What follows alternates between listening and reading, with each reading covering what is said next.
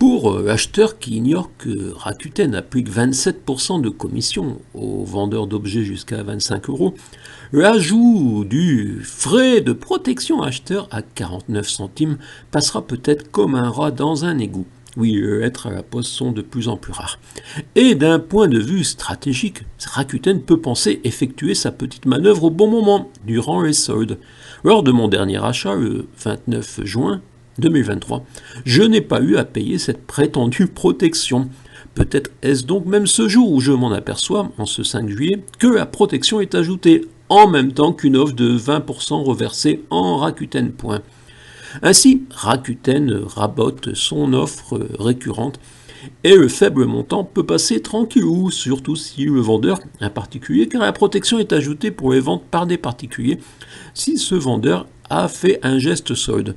Avec déjà donc une marge à 27% pour l'acheteur, pour le vendeur, à trop vouloir faire des bénéfices, vous nous lassez. J'ai d'abord tweeté à Rakuten sans réponse.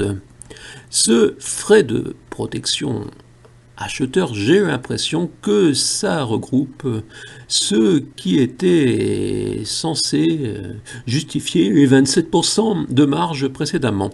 Madame Rakuten me dira si quelque chose de plus est apporté. En tout cas, rien qui m'intéresse car j'achetais avant et je n'ai pas acheté aujourd'hui.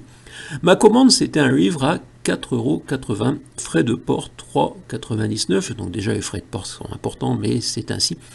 Rakuten ajoutait donc frais de protection acheteur à 49 centimes. 4,80 €, l'acheteur aurait reçu 5 centimes en moins et 27% en moins, soit 1,30 €, donc 3,45 € pour l'acheteur et 5 centimes plus 1,30 plus 0,49, 1,84 € pour Rakuten. 1,84, soit 38% de 4,80 pour Rakuten. En ajoutant donc les 49 centimes, vous avez suivi, Madame Rakuten me dira si je me suis trompé dans mon calcul. Et je n'ai pas compté la possibilité de bénéfice de Rakuten sur les frais d'envoi. 3,99 dans ce cas. Est-ce que Chronopost, c'était le choix pour le moins cher, touche vraiment dans ce cas 3,99 €? Sur les envois postaux, j'ai constaté une différence entre le prix payé par l'acheteur et celui reçu par le vendeur. Y aurait-il des rétrocommissions, comme on les appelle dans le commerce habituel?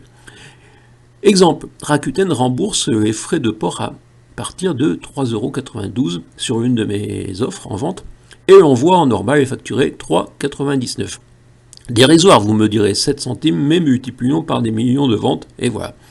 J'ai ensuite pris l'exemple d'un bouquin à 1 €, sous total donc 1 €, frais de port 2,99 €, frais de protection acheteur 49 centimes, total 4,48 €. Donc naturellement je n'ai pas payé. Soit 5 centimes plus 27%, c'est-à-dire 27 centimes, donc 32 centimes pour Rakuten et 68 centimes pour l'acheteur dans l'ancien procédé calcul. Soit 81 centimes pour Rakuten et 68 centimes pour l'acheteur avec ce qu'ils appellent frais de protection acheteur à 0,49 €. Donc vous voyez, sur un livre à 1 €, Rakuten touche plus que le vendeur. Oui, j'ai dit pour l'acheteur, c'est pour le vendeur, vous aviez rectifié. Et 68 centimes, je ne vais pas refaire la vidéo pour une petite erreur, et surtout que j'ai rectifié à la ligne suivante. Si on me coupe à ce moment-là, on dira il s'est gouré. Oui, il s'est gouré, mais il s'est rattrapé. Sans compter donc le possible bénéfice sur les frais d'envoi. J'ignore si dans ce cas, les 2,99 € de mon relais sont vraiment touchés par la société qui gère la livraison. Certes, les frais de protection acheteur existent ailleurs, sous le nom Protection Le Bon Coin, même à 99 centimes. Mais alors, sans commission sur les ventes. Il faudrait choisir, soit vous prenez la protection, soit vous prenez la commission. Oui, c'est protection en commission. Pour moi, hein. Après vous faites ce que vous voulez. Mais nous aussi, on peut ne plus acheter.